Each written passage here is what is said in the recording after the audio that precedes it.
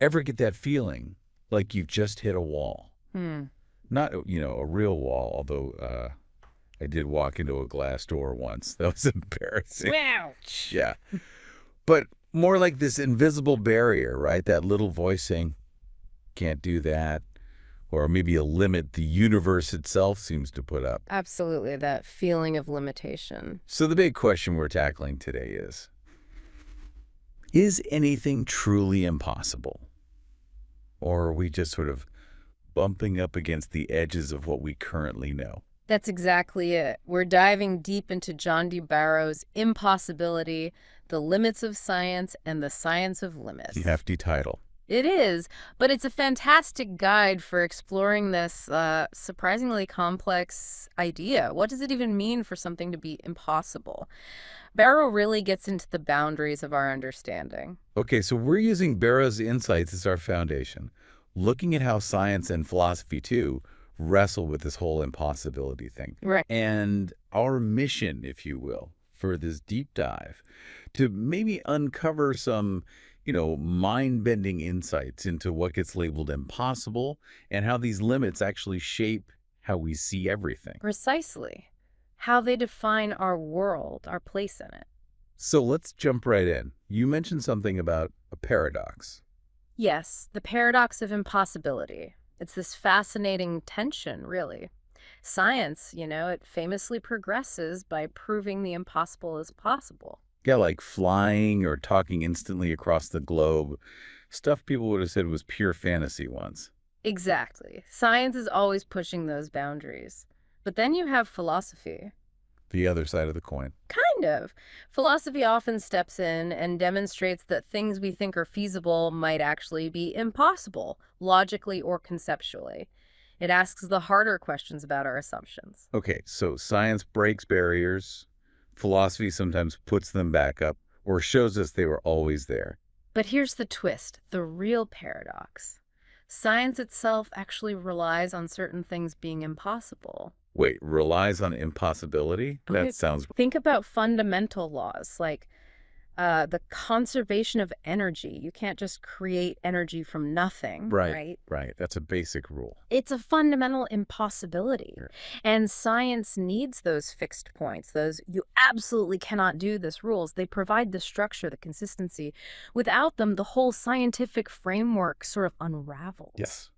Okay, I see. Without those no-go zones, you can't build reliable theories. Precisely. So it raises that question. How do we even figure out what is impossible versus what's just really, really hard? Well, it feels like we humans, we have this urge to simplify everything, doesn't it? To boil reality down to simple rules so we feel like we've got a grip on it. That's a great way to put it. We seek control through understanding, even if it's a simplified understanding. I know I do that. Like trying to mentally categorize birds I see or something. Makes me feel momentarily organized. And that drive is powerful in science. It leads to elegance, to unifying theories, but There's always a but. What's the danger? oversimplification. When we strip away too much complexity, we risk making huge mistakes, missing crucial factors because they didn't fit our neat little model. Right, like trying to understand an ecosystem by only looking at one species. Exactly. You miss the whole picture. It's this constant tension between useful simplicity and dangerous oversimplification. Okay. Now, the sources also mention impossibility in games. That sounds a bit lighter. It is, and it's a neat illustration. Take the L game. Simple setup. 4x4 board, 2 L-shaped pieces, 2 neutral squares. Okay. The goal is to move your L and maybe the neutral bits, so your opponent literally cannot make a legal move with their L. So, impossibility within a closed system, defined by the rules. Precisely. It's not about physics, it's about reaching a state where moves are logically impossible according to the game's own constraints. And that reflects something broader about us. I think so. This fascination with constraints, with rules, with problem solving within boundaries. We create impossible situations in games just to navigate them. Like we enjoy the challenge of the box. Okay, interesting. Let's shift gears. Religious and mystical views. That seems like a totally different perspective. It is. In many traditions, like the Judeo-Christian ones, God's defining feature is the ability to do what's impossible for humans. Right. Miracles, things beyond natural law. And remember that quote from Thomas Brown? To believe only possibilities is not faith, but mere philosophy. Wow. That really draws a line, doesn't it? Faith requires stepping beyond the demonstrably possible. It does. It highlights that gap. Our limits define the difference between the human and the divine in those frameworks. And this connects to, like, shamans or magicians, too? Yes, historically, demonstrating impossible acts, things outside normal cause and effect, was a way to confirm their status, their connection to powers beyond the ordinary. See, the rules don't apply to me. Essentially, yes. And related to this are religious restrictions, taboos. How do they fit in? They aren't physical impossibilities, usually. No, but they function as imposed limits, like societal rules or laws.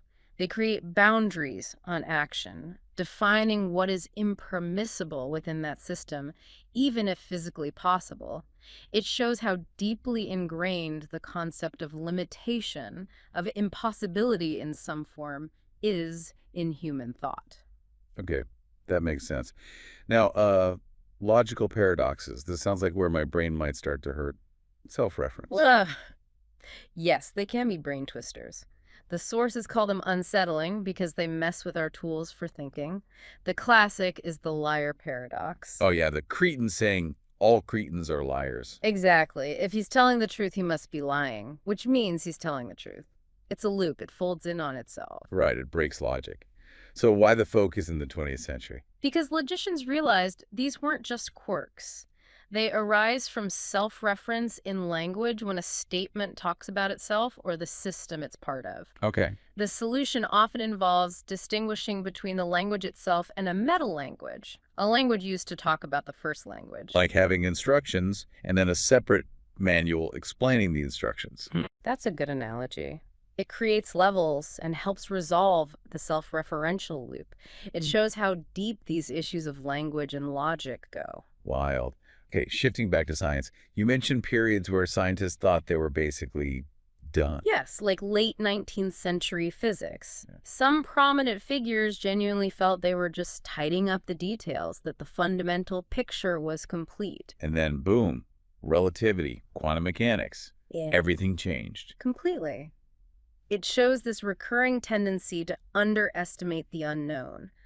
But contrast that with what the sources call our relentless desire for progress. Maybe it's evolutionary. This drive to push, to know more, to fix mistakes. Exactly. Progress isn't just new discoveries, it's correcting errors, refining understanding. It's a dynamic process. The sources use analogies for how knowledge grows. Yes. Several interesting ones, like islands of knowledge. Imagine different fields as separate islands. Progress involves expanding those islands, but the big leaps happen when we build bridges, when insights connect previously separate islands.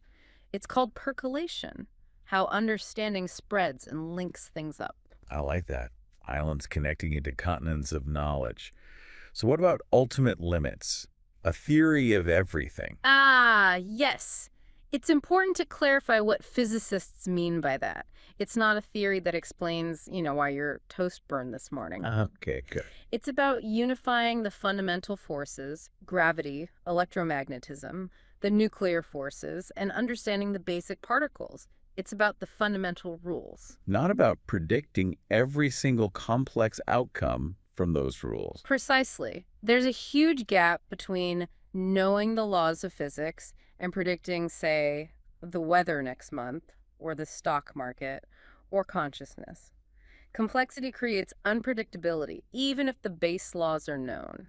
Like knowing chess rules doesn't mean you know how every game will end. Perfect analogy. The world of outcomes is vastly more complex than the world of fundamental laws. Makes sense. Now, philosophical insoluble problems. Du Bois-Reymond.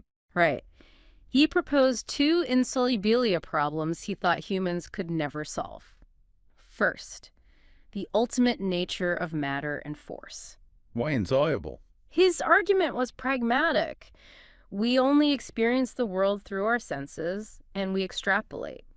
We can never truly access the infinitely small or the fundamental essence of things.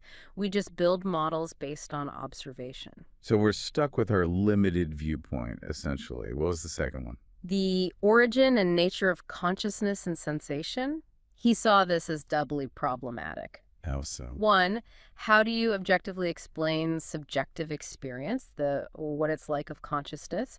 And two, consciousness seems to introduce a fundamental unpredictability into the universe, maybe even defying purely physical explanation. Whoa. So consciousness itself might be a fundamental barrier to complete understanding. That leads to the next point, right? Are our minds even up to the task? Exactly. Our brains evolved for survival on the savannah, really suited for grasping quantum mechanics or the origin of the cosmos. Maybe our higher cognitive abilities are just side effects. Like, our ability to do calculus is just a weird offshoot of being good at tracking animals or something. It's a provocative thought. Maybe the universe is just, as Haldane supposedly said, stranger than we can imagine. Our evolutionary toolkit might be limiting. Okay, that's a deep one. Let's talk practical impossibility. Things that aren't theoretically impossible, just effectively impossible. Right. Computation time is a huge factor. The monkey puzzle example, 9 pieces, but 36 factorial arrangements to check. Which is a ridiculously huge number. Astronomically huge, far, far longer than the age of the universe for even the fastest supercomputer to check them all. So, solvable in principle, but utterly impossible in practice. The Towers of Hanoi puzzle is similar. Yes, the number of moves needed grows exponentially with the number of disks. These examples show that even with computers, there are hard limits based on time and complexity. Sheer scale creates impossibility. Okay, so we have limits from complexity, computation, maybe our own minds. What about limits from physics itself? Absolutely. Quantum mechanics gives us the Heisenberg uncertainty principle. You fundamentally cannot know both a particle's exact position and exact momentum simultaneously. There's a built-in fuzziness. It's not just that our instruments aren't good enough. No, it seems to be a fundamental property of nature. And then there's chaos theory. The butterfly effect. Essentially, tiny, tiny differences in starting conditions can lead to massively different outcomes later on. This kills the idea of perfect long-term prediction for complex systems, even if you know all the laws. Laplace's all-knowing demon is foiled by chaos. So the universe has inherent uncertainty and unpredictability baked in. Wow. It seems so. Interestingly, though, humans often create constraints in games, art, puzzles. Right, we set up rules to play within. Why do we do that? Maybe constraints fuel creativity. The sources mention Stent's idea that relaxing all constraints in art could lead to, well, nothingness. And Meyer's idea of stylistic stasis, where styles just coexist instead of progressing. So maybe the limits, the impossibilities, are what give structure and drive creativity, like a river needing banks. That's a compelling way to think about it. Which brings us to maybe the most famous impossibility result, Gödel. Gödel's incompleteness theorems. Sounds intimidating. They are profound. Basically, Gödel showed that any logical system strong enough to include basic arithmetic has a critical limitation. Which is? It must be either inconsistent, contain contradictions, or incomplete meaning. There are true statements within that system that cannot be proven true using the system's own rules. Whoa. So even maths isn't perfectly self-contained and provable. Not if it's complex enough for arithmetic. There will always be unprovable truths. Arithmetic truth outruns formal proof. What does that mean for physics, for the universe? Well, if the universe's underlying logic is like arithmetic, it might also be incomplete. There could be fundamental truths about reality we can never formally prove. Right. Or maybe the universe runs on a simpler, a complete logic. We just don't know. It's a deep question about the mathematical nature of reality. It suggests limits to knowledge itself. What about the idea of truth, with a capital T? Tarski's work in logic is relevant here. He showed you can't formally define truth within a sufficiently complex language itself. You need a meta language looking down on it. So no single ultimate definition of absolute truth that captures everything. Tarski's work suggests not. It implies layers of truth defined relative to specific systems or languages. Okay, my head is spinning slightly. Let's touch on time travel paradoxes quickly. Uh, The grandfather paradox. Right. If you go back and prevent your grandfather from meeting your grandmother, how could you exist to go back in the first place? It's a logical contradiction. So if time travel were possible, it probably could involve changing the past in contradictory ways. That seems to be the prevailing thought to avoid paradoxes. The past would have to be self-consistent somehow. Got it. No timeline breaking shenanigans. What about prediction difficulties, the reaction game? Ah, yes. This is about predicting systems where the prediction itself changes the outcome. Think economics or elections. Like, if everyone believes a stock will crash based on a prediction, they sell, causing it to crash. Exactly. The prediction becomes a self-fulfilling or self-defeating prophecy. Herbert Simon apparently thought he could crack election prediction by accounting for this effect, but the sources suggest he was mistaken. It's inherently tricky. Very messy. Okay, nearly there. Impossibility and social choice. Voting paradoxes. Yes, this relates to Arrow's impossibility theorem. It shows that under seemingly fair conditions, there's no perfect voting system that can always translate individual preferences into a consistent group decision without potential paradoxes. Like A is preferred to B is preferred to C, but then C is preferred to A by majorities. Exactly, that kind of cycling paradoxical outcome, it's more likely when individual preferences are very diverse. Sen's work looked at conditions where you can get stable outcomes, often when preferences have some shared structure. So even collective decision-making has inherent logical impossibilities. Yes, it really is. And people react to all these limits in different ways, don't they? Some find it frustrating, some see it as undermining science, others might embrace the skepticism.